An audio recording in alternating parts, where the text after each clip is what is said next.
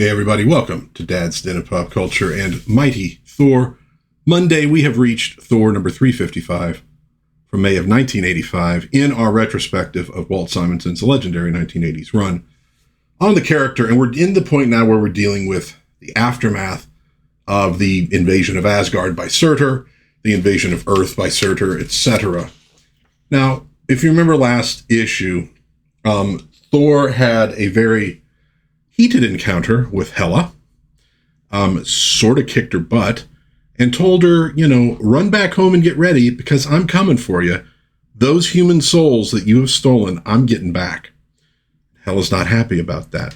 So she arranges a little accident for Thor, and he is nearly killed in an avalanche as he went off into the icy wastes to sort of be alone with his feelings because he's not dealing well with Odin's death. And so we begin this particular tale with, in the northern reaches of Asgard, the home of the mighty Norse gods, the wind whips about the frozen landscape, singing wintry songs to the sculpted peaks.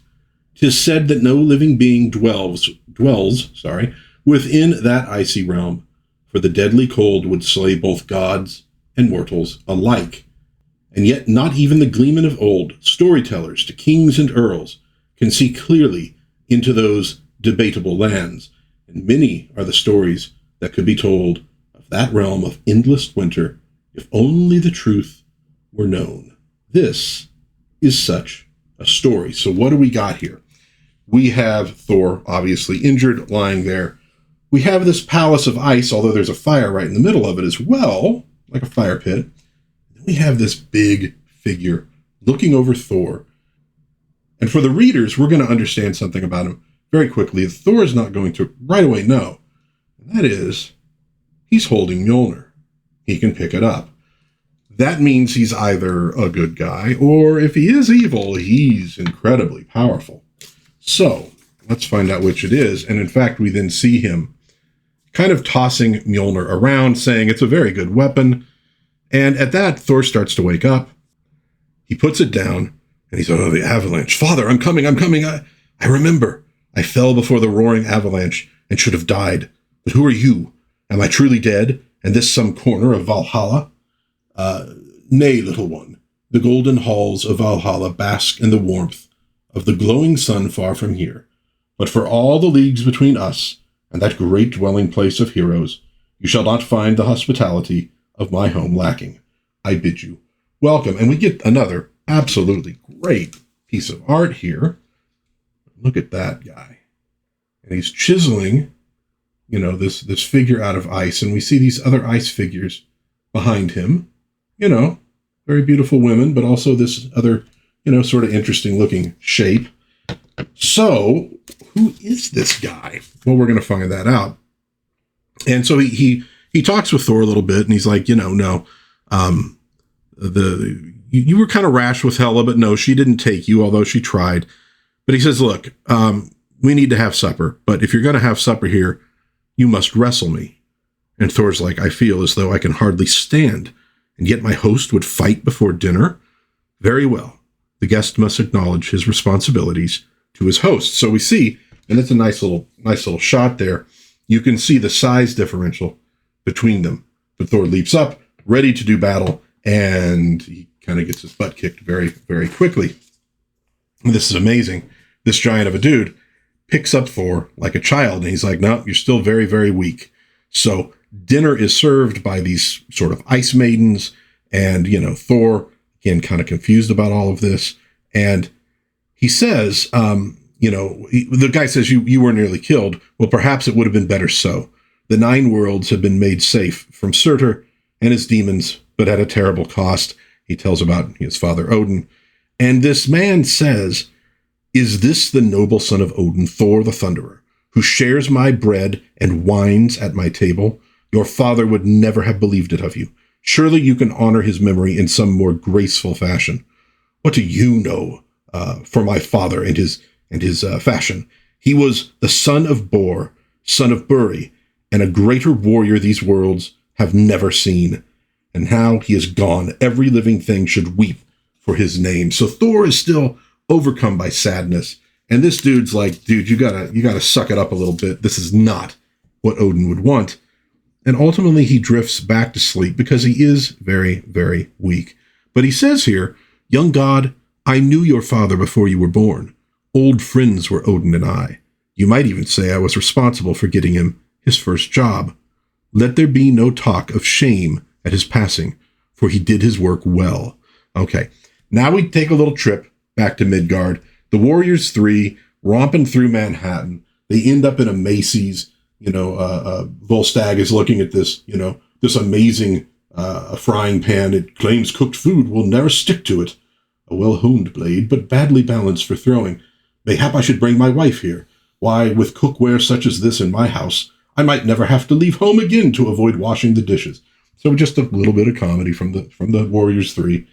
And then we have Sif and Beta Ray Bill walking along, kind of talking about, what has happened. Sif here is going to tell him what actually happened to Odin. And while they're engaged in that tale, kind of, somewhat behind them, this guy descends and basically is stealing something from a jewelry store. He has other guys with him. So this is that little plot we talked about last time with these guys who, some criminal organization, they have plans. We're advancing that plot just a little bit there, but just advancing it a little. We go back. Thor wakes up. This guy is still carving this ice maiden with his chisel, with his hammer. And they decide to go take a look at his kingdom of ice. There is much to see. My home, young Thor, the sculpted ice canyons, the towering glaciers, all these are my domain, a world unto itself. Oh, I know the tales in the Golden Realm, that the lands to the north are barren and lifeless. But look around you. Even here, life has everywhere gained a foothold. And where there is life, there also is death. Today the polar bear slays the seal. Tomorrow, the bear in its turn may fall prey to the hunter. An ancient cycle, young Thor. There is no shame in living there. There is no shame in living. There should be none in dying. And he says how strange it is to stand here with someone completely unknown to Asgard, and yet feel as though my father were still beside me. Tell me, my host, have you a name? So Thor is starting to get this feeling. Could this strange man with the white hair actually be Odin in disguise? Now, remember I talked a little bit about the way some elements of the Surtur saga were reminiscent of Gandalf from Lord of the Rings fighting the Balrog. And of course, Gandalf comes back as Gandalf the White. Is that what they're doing here? Well, he says that he's had many names. He goes, Tiwaz was one that has served as well as any. And we're going to find out a little bit about this guy's backstory as he speaks with Thor. And they're going to tease out a little bit more about this guy as we go on. Again, playing with this mystery that he might be Odin. And here's another part of that, because Thor notices that Mjolnir is there. He's met my hammer. Well, somebody must have picked it up and brought it here. Now, he knows Odin can lift the hammer. And he says, well, it was my servants. They're not alive, so they're capable of picking up the hammer. They don't, have to be good at heart to do that. And he says, okay, let's wrestle again, before we have lunch. So once again, they square off, and he manages to give Thor a kick and sort of knock him out. Much better, my Thor. But we must work still to restore the strength that your ordeal has taken from you. Supper awaits us. We need yet to put some meat on those bones. And so when they talk a little bit about him being in Midgard, basically what this guy is doing is sort of trying to help him get over his grief and find that warrior spirit inside him once again. Now we get a little cutscene here to Loki and Lorelei arriving at his castle, and him saying that now with Odin out of the way, finally, it's clear for him to be able to get to the throne of Asgard. But he goes, obviously, many will prefer someone such as my stepbrother to me. But he says, but am I not the god who stood between Surtur and the flame when all others had fallen? If Thor were to support my effort, why, who then could say me nay? And that's kind of what his whole plan is, and that's why he's using Lorelei.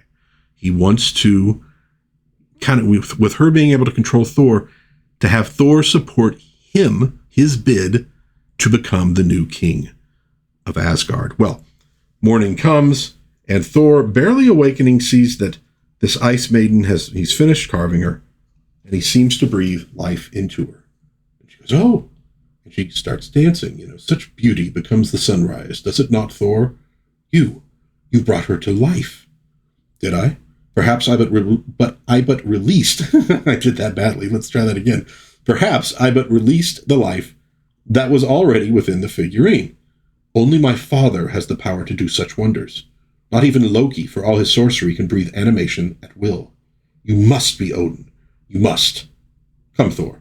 Climb with me to the balcony and let us talk a bit. Okay, so now we're going to have the mystery sort of solved. And again, really fantastic art in this issue. So they're up on the balcony, and here's where he basically says, look, there was a time when I was a sky god above all others. And he says, ultimately, I decided to retire. I didn't want to do that anymore. And he goes, you are right about your father. He loved disguises. He loved to fool people and surprise them. And no one was his equal at it. Still, for all that, he hid his light beneath a bushel. His disguises shared one common trait. They saw with but a single eye, and I see you with two. Well, then why did my father never speak of you? If once you were a sky god, did he defeat you in combat? As a matter of fact, he did once, as did his father before him. But ultimately, I retired, wearied of the job, I found that I liked wide open spaces and freedom better than servitude, and servitude was what your father's job was, no matter how you view it. Your father served a difficult task that he did better than any other. He was born to it. But Tiwaz, there is so much about my father that is hidden from me. In truth, I am not even sure about his origin. So they talk a little bit about one of the origins from Thor number 294, that he was the merger of four other gods. This is basically them going, yeah, that guy probably wasn't telling you the truth. Odin's story about Vili and Ve really is. So I think this is Simonson kind of going, I want to bring this more in line, a little more in line with the mythology and kind of get rid of some of that other stuff. But he does say, and this is important here, he says, none of this can tell you more about your father than you already know yourself, because no matter where he came from or where he went, he was the father you loved, and no tale of his beginnings can change that. Now come, 'tis nearly noon. Let us wrestle again before we eat. So he's kind of saying, you don't need to know the origin of Odin. It does not matter. He was your father, and you loved him, and he was good at what he did. And so they wrestle, and it strains Thor to the absolute max of his ability, but he manages to flip the guy. And the dude just starts laughing. Well thrown, my mighty poppet. As good a match as I've had in many and many a year. And now, one last time, you shall take a meal with me. What do you mean by one last time? He goes, you're ready. You're ready to go home. The bloom has returned to your cheeks. And there's going to be great need of thee in Asgard, now that your father is gone. I know, Tiwaz. Yet I am loath to leave. I feel more at home here than I have felt in many a day. And my father's loss still weighs heavily upon me. If only I had fought harder, been stronger. So he's still kind of hung up on this stuff. And we get a little bit of a lesson here, actually from one of these ice maidens, ultimately, about loving life despite the fact that it is going to at some point end. And he's amazed that they can speak. And she says, well, when there is something to say, my lord, we live only for the day we are made. With the night we melt even as we dance before the fire. But we live and enjoy the cold and the warmth, even in our brief span. Surely your father, for all his cares, enjoyed the cold and the warmth and many sunrises. My sisters and brothers belong here, but you do not. Are you not the guardian of Midgard? So he's kind of getting this lesson of, dude, these things only live for a day, and they're joyful for the living. Humans have shorter lifespans. They deal with death more than the gods, and they show a lot of joy in their living. Surely we gods can do the same. And so he's like, Thor, you got to go back because, hey, you've also challenged Hela. So, they're going to need you there. They get him some stuff, knapsacks, a fur should suffice to get him home. And he, he thanks him for everything, but he says, what can I give you in return? He says, I want only to remain undisturbed, my Thor, though I would welcome your presence any time you wish to return. But I no longer desire to be a god. I have retired to watch the sunrises of the birds, the storms upon the mountains, upon the mountainside. But there is something you can do for me, if you would. Name it. I have had my eye on some wanderers over in a mountain hostel yonder, just making certain that they came to no harm. Perhaps you might see that they, too, return home safely, now that all danger has passed. It shall be done. And so he leaves. Farewell, Tiwaz. I shall never forget you and your little friends. And he thinks, nor I you, Thunderer. And so the next morning, as Thor rounds a bend in the trail, he basically gets to where Frigga and the children have been, sort of safely hiding away. He has a moment with her, oh my lady Frigga, sooner would I have died than tell you what I have to say. Thor, there is no need to speak, my darling, for I know already the tidings you would tell. I know that I have lost my husband, as you have lost your father.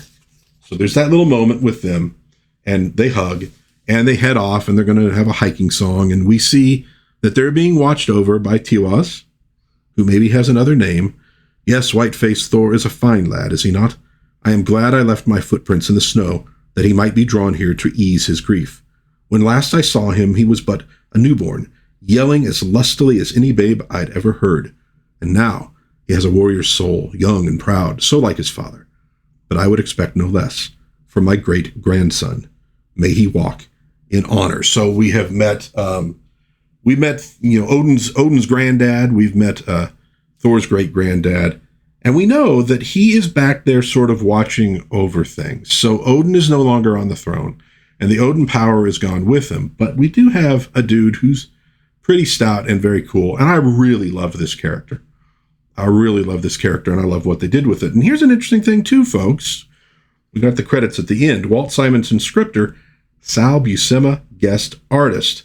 John Workman, letterer. Christy Shield, colorist. Ralph Macchio, editor. Jim Shooter, editor-in-chief. And I think Sal did a fantastic job on this. His style meshes well with Simonson. So it's, when you first open this thing up, it's not like you go, wow, who's drawing this thing? It's way different from what I've seen. And it is different. But I think there's a certain angularity to it that really, really works. Well, a really good tale. And here I think is where we get maybe even more of the calm, after the storm than we did last issue. In Thor dealing with his grief, gets a little bit more philosophical, talking about life and the importance of loving it, even though, yes, death will come to all of us, but we can't really focus on all of that. And, don't cry over Odin, just live the life that he would want you to live. It's that kind of a thing. I think it's really, really well done. The Mighty Thor, number 355 from May of 1985. Great stuff from Walt Simonson. And this time, Sal Buscema. Let me know in the comments what you think of this one. Nice little tale, nice little lessons in it. Good stuff. If you enjoyed this review, this retrospective, please give it a like, maybe subscribe, maybe share with a friend. That'd be very cool. But until next time, God bless everybody. Please be kind to one another. Have a little bit of fun out there. Read yourself some Thor. And I will see you again, hopefully soon, in Dad's Den of Pop Culture. Bye-bye.